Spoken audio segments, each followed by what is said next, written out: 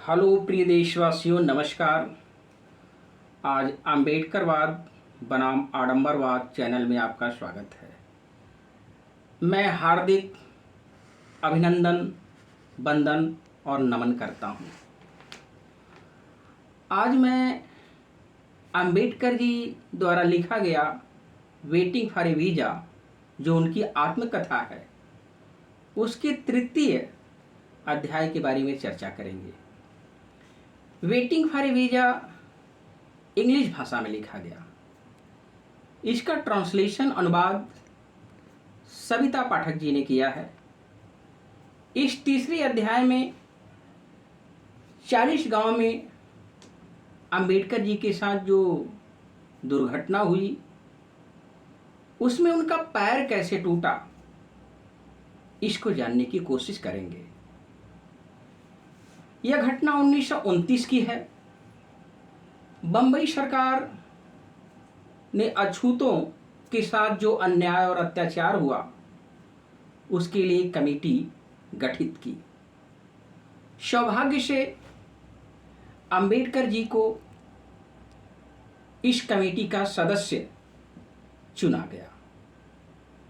इन सदस्यों का काम था कि खानदेश के 2 जिलों में जो अन्याय और अत्याचार हुआ, उसकी गहन रिपोर्ट तैयार करके सरकार को देनी थी। अंबेडकर जी अपने साथी के साथ जांच के लिए निकले और वहां पर उन्होंने गहन जांच किया। रिपोर्ट तैयार करने के बाद उनको बंबई लौटना था।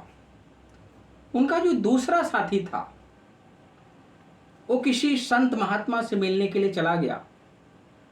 अंबेडकर जी जब वापसी कर रहे थे तो धुलिया लाइन, जो रेलवे लाइन था, धुलिया लाइन से वापसी कर रहे थे। लेकिन 40 गांव में जो तमाम गांव थे, तो 40 गांव के एक गांव में हिंदुओं द्वारा जो अछूतों के ऊपर सामाजिक तिरस्कार या अन्याय किया गया था, उसकी भी जांच अंबेडकर जी को करनी थी। तो जब ये धुलिया स्टेशन पर पहुंचे तो वहां पर तमाम अछूत इकट्ठा हो गए और अंबेडकर जी से अनुरोध करने लगे कि हमारे गांव महारवाड़ा में एक रात गुजारें। काफी अनुरोध करने के बाद अंबेडकर जी मान जाते हैं। कहते हैं ठीक है, मैं जांच कर लेने के पश्चात वापस आऊंगा और आपके गांव में एक रात गुजारूंगा। तो अंबेडकर जी जांच करने के पश्चात पुनः उस 40 गांव स्टेशन पर जब पहुंचते हैं तो तमाम अछूत, जिसमें स्त्री पुरुष सभी थे, माला फूल लेकर के बाबा का सत्कार करने के लिए, स्वागत करने के लिए खड़े थे।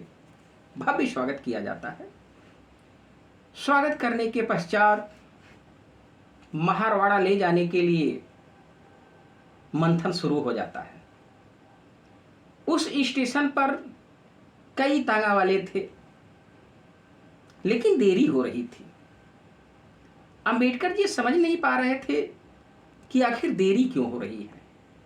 1 घंटा इंतजार करने के बाद तब एक तांगा लाया गया। अंबेडकर जी को उस तांगे में बैठाया गया और उसको चलाने वाला एक चालक उस पर बैठता है। 2 ही लोग थे।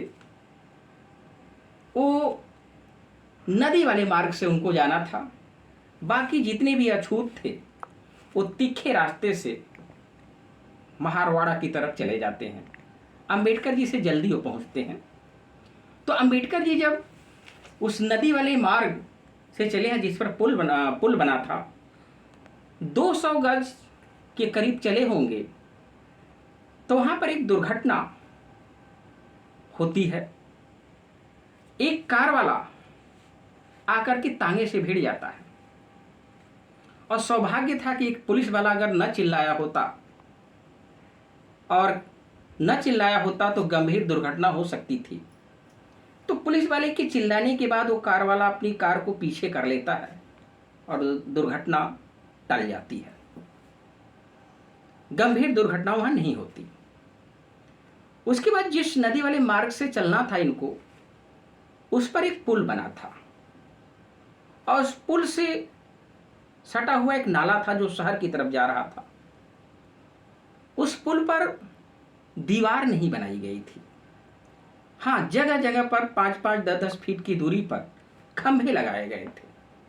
जब ये तांगा उस पुल से होकर गुजर रहा था तो आगे जाने के बाद रास्ता सीधा था, एक तीखा मोड़ भी था।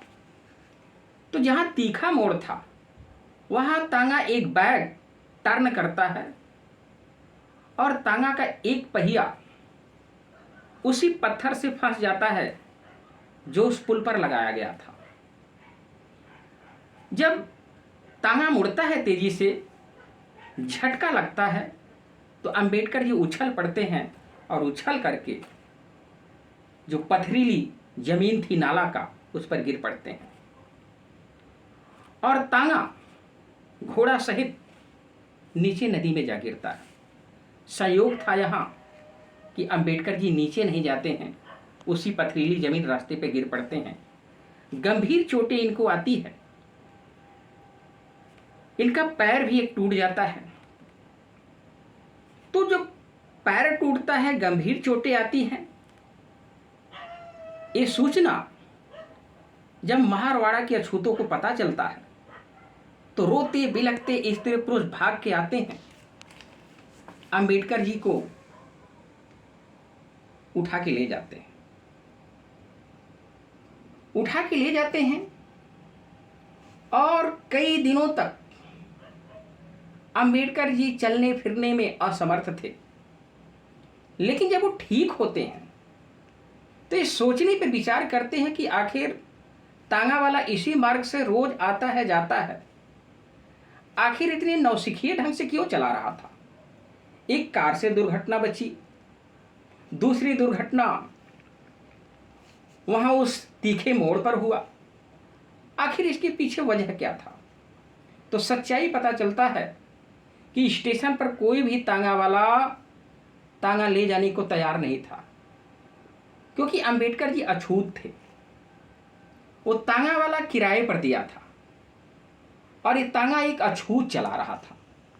सोचा था कि तांगा चलाना कोई बड़ी बात नहीं है, लेकिन वो जिम्मेदारी से भूल गया कि इतने बड़े महापुरुष को बैठा के ले जा रहा है, जोखिम है। अगर उसको चलाने नहीं आ रहा था तो ऐसा जोखिम नहीं उठाना चाहिए था। अंबेडकर जी को जब इस पर पता चलता है तो उनको थोड़ा खेद होता है, लेकिन अछूतों को बहुत ज़्यादा कुछ कहते नहीं हैं। यहाँ पर एक प्रसंग उठता है कि जिंदगी दांव पर लगा दी थी चालीसा गांव में, बाबा का पांव टूटा था चालीसा गांव में। तो इतना वर्णन इस तृतीय अध्याय में किया गया है।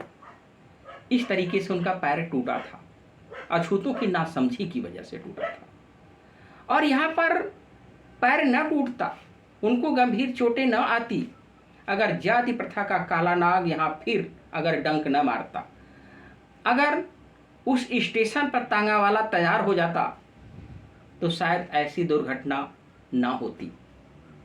खैर, जो होना था हो गया, लेकिन सौभाग्य था कि अंबेडकर जी की जान बच गई। यहाँ पर संविधान अंबेडकर जी ने जो लिखा है उसमें एक चीज समझ में आती है कि जैसे इस शरीर को चलाने के लिए